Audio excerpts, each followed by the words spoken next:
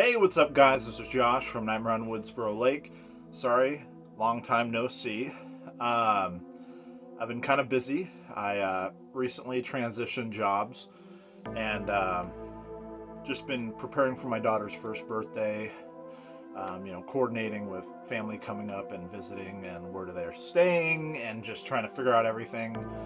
As well as working on my movie Dial Tone. It had some setbacks, but I can assure you it will be coming out very, very soon, along with a couple other projects that I've started working on. My film Tis the Season, which will be dropping next December, and also helping my good friend Louie with his film The Clintonville Slasher, which should be dropping next Halloween. So yeah, I've been really, really busy, so I do apologize. But today I thought I would come on and do a review of a movie that came out quite a while ago. I think it's one of those more obscure films that I haven't really seen people talking about too much, and that is a film called ATM. It came out in 2012, was directed by David Brooks. Stars Josh Peck. Many of you know him from Drake and Josh, Snow Day, all the Nickelodeon stuff. I think he was even in All That at one point as a cameo or some kind of part. But so he's grown up in like the children's television scene, and then became more of a serious actor, doing movies like obviously this one, ATM, being a horror film, and Red Dawn, the remake. I had to write down the other names because I wasn't as familiar. I recognized the one of the main female characters in this film. I just didn't remember her name. But her name was Alice Eve, and we also had Brian Garrity. So, premise of this film is that it's around the holidays, and there's these three co-workers that all are at this Christmas party. Then they decide to leave, but they need to stop by the ATM to get some money to continue their own festivities outside of the Christmas party. And they end up being trapped in this square ATM. Pretty much the whole setup for this whole movie is just mainly this parking lot. There's like a Christmas tree lot next to there, and then the ATM itself. You just have that opening scene is at this business party. That's the only real setting change, was from the party to this ATM. And so these three are trapped in this ATM by this hooded killer who's wearing like a parka. And they, witness some other folks being killed outside when they arrive in this parking lot, and then the killer takes them out. And so they're like, we're stuck. They're trying to figure out what is their game plan. How are they going to distract him, get back to the car? How are they going to get out of this situation? And things just get wilder and wilder as it goes. And I thought it was pretty well shot for being mainly centered around one location. Because you don't see a lot of movies succeed in that kind of atmosphere. You need set changes. You need you need some I don't know. You just need more to it than just okay, we're trapped in an ATM. Because there's only so much you can do in that space, versus being chased through the woods to the cabins to the lake to the transitions that you would see in other horror films. But I think this was really well done. Sorry, not trying to sound like I'm ranting here. I haven't done a video in so long, I don't even remember how to format it properly. And like I said, I don't write this stuff down. I just kind of just go in and wing it, and whatever spews out of my mouth is what you get. But yes, things get wilder. since it's not spoiler free, I mean, the movie's been out 12 years now. If you haven't seen it yet and you don't want to get it spoiled, I would click off this video now. If you don't care, or if you have seen it, let's keep going. So Josh Peck's character ultimately ends up being, he gets killed by this killer, and it's left to the other guy and girl co-workers to try to figure out what to do. And it gets intense. Like, he starts flooding the ATM with a hose or something through like the ventilation system or wherever he's like running this water through into the building. And the cool thing I really enjoyed about this is the whole time he never gets like too close to the building enough that he's on camera. Because the way that they had the camera set up, it's focused mainly on like just right in front of the door and like in the building. So you don't get the proper angle to see this guy doing all this stuff.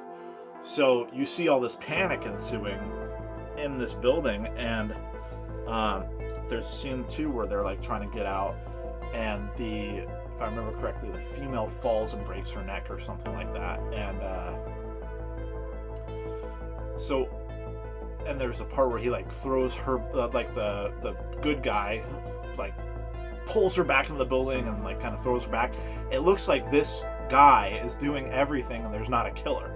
So I love it how it's set up so it's pointing fingers at the coworker in this building, because you don't see what's going on. I think even some of the footage is tampered with. Sorry, I watched this movie like weeks ago, and I had only seen it one time. Was this time, and I planned to do a review like then and there, and it would have been much better because I would have had that fresh perspective just coming out of the film. But I decided to wait, like a doofus, because of what's been going on. So yeah, at the end of it, the killer gets away with doing what he did, and it's all pinpointed at the good guy, like, who was just trying to get out of the ATM and trying to like survive the night. And the killer, since he wasn't caught on tape, walks out scot-free. It's just insane. Because eventually like police and everything arrive and stuff, and they cover the bodies and like covering the crime scene, and then you got like, it shows playback of like the footage of like everything going on that night in the security, or on the security cameras in this ATM. And yeah, it does not look good for your boy. He looks pretty guilty when it comes down to it, and like the way that it like I said, I think some of the footage is missing, or it like glitches out and stuff, so it looks like he killed the girl, he killed his friend, and he's doing all of this. So way to go. Way to go, Killer Man, for like, I guess, totally shifting suspicion even remotely near yourself to a totally innocent man. And I don't know if he was wearing gloves and stuff like that, but it doesn't leave a trace. There's nothing connecting anything to the killer. And that's how it ends. I was like, what? I had, I think I had like, I knew that movie, like I had seen that killer before. Like I remember like when I saw him, I was like, oh yeah, he looks super familiar. But I hadn't seen the film, but I knew I knew like of that character, like in the horror realm. So it was good to finally like get to sit down and dive into this movie. Because like I said, the way it was executed was brilliant. Acting was good. the fact that they had like literally pretty much one background for this whole film like besides, like I said, the Christmas tree farm where I think that's where he gets like the supplies, like the hose, because obviously you've got to keep these trees as fresh as possible. So, they had a water source and stuff like that. So he was able to drag that hose over there and like flood the ATM room. And the Christmas party scene, which is, like I said, just a little fraction of the film in the very beginning. And then some, of course, travel in the car to the ATM, but then the rest of the film is focused in this one centralized location. Sorry, I'm just rambling like a crazy person. If you haven't checked this film out, I highly recommend it. I think I watched it on Tubi, which is a great place if you want free movies. They have a lot of horror movies to choose from, even some newer ones, not like brand spanking straight out of the theater new, but like some newer films on there. It's not all like old films or obscure films. Definitely a place to check out. I would check it out if you haven't. If you haven't and you were watching this, I'm so sorry I spoiled it for you. Like I said, I gave you the option to bail out quite a bit earlier, but you decided to stick around, so that's on you. But yeah, I would totally give this like a rating, like on my casualty scale I used to do. I know it's been a while, guys. It's been a while since I've done it. How did it go? Shoot. I don't know. I would give this a good, like, at least. We'll come up with a new ranking here.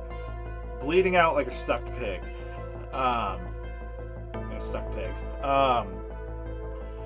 mean, because it wasn't straight like fatality in one blow, but like it definitely was it stung, and it was so crazy. Like I said, that ending just was like blew me away, because it literally just pinned everything on this innocent guy, and the killer just gets to like go on and do his thing, and evil wins. So you don't get that all the time in films. You do in certain films, and this one just hit a little bit harder than some of the other films I've watched. But if you have seen the film, please leave a comment below. Let me know what you thought. Or if you go and check it out after this, let me know what you think when you watch it. If I was on the money, or if your opinions differ from mine. I love friendly banter, of course, at all times. And yeah, thank you guys so much for hanging in there and for tuning in. If you like any of my content, whether that's my reviews, my reactions, my some of my skits, or my feature film Crimson Nightfall, or anything that I do on this channel, please consider commenting, and subscribing. It means the world to me, and I would love for you to join the Nightmare on Woodsboro Lake family. Alright, thank you so much. I hope you all have a killer day, and as always, keep killing it out there, my friends, and just remember, don't get caught.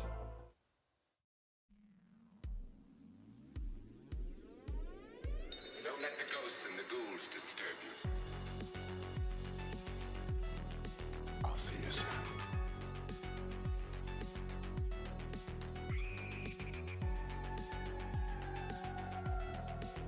I wanna play a game.